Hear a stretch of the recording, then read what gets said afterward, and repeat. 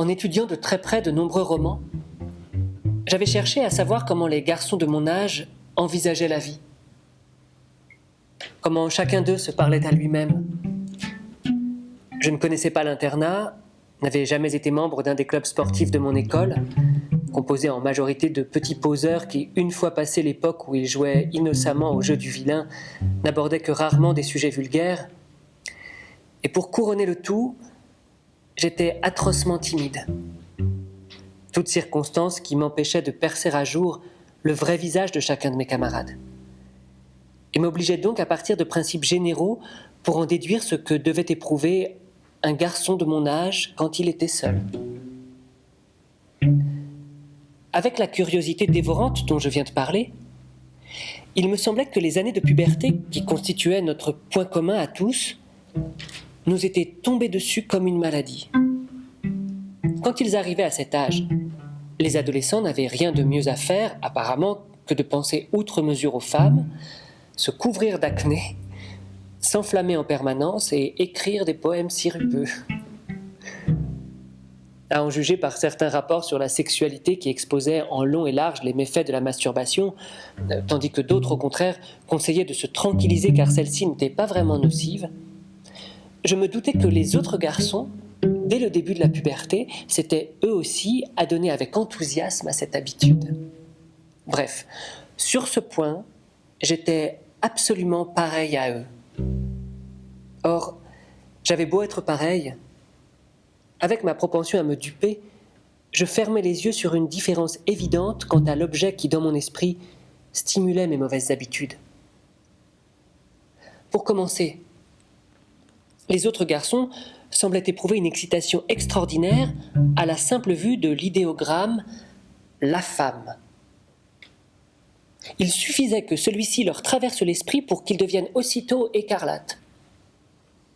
Or, de mon côté, ce mot n'était pas plus chargé de sensualité que des termes comme crayon, automobile ou balai. Une telle incapacité à associer les idées se manifestait parfois quand je bavardais avec des amis et me faisais passer pour un hurluberlu. Mes camarades, voyant en moi un poète, acceptaient ce travers. Pour ma part, je n'avais pas du tout envie qu'on me considère ainsi. Mais afin d'harmoniser mes propos avec ceux de mes amis, je m'exerçais à peaufiner mes associations d'idées.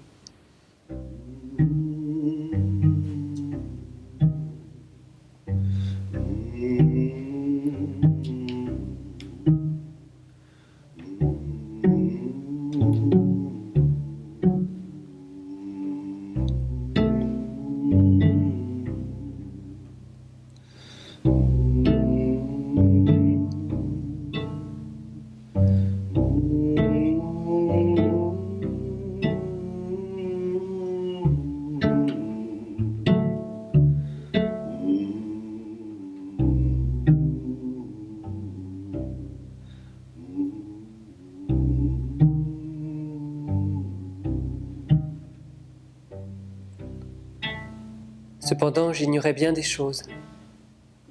D'abord, qu'il existait une différence très nette entre eux et moi.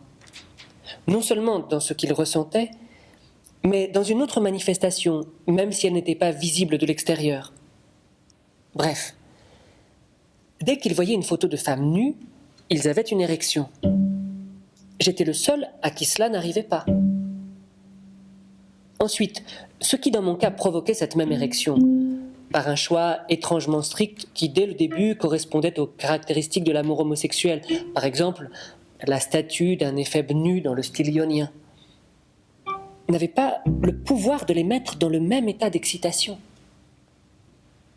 D'après ce que j'avais compris, l'érection ne se produisait que dans deux cas, soit comme prélude à une relation sexuelle, soit lorsque l'on fantasmait un tel acte.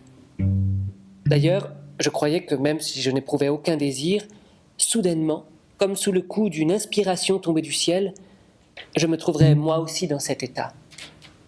Cependant, tout au fond de moi, une petite voix continuait à me chuchoter « Non, tu es le seul à qui ça n'arrivera pas », ce qui se manifestait par toutes les angoisses possibles et imaginables. Or, quand je m'adonnais à mes mauvaises habitudes? Avais-je, serait-ce qu'une seule fois, imaginé une partie du corps féminin? Non, bien sûr. Pas même à titre d'essai. Je ne faisais pas ce genre de choses. Je ne le faisais pas et j'étais persuadé que cette abstention tenait tout simplement à ma paresse.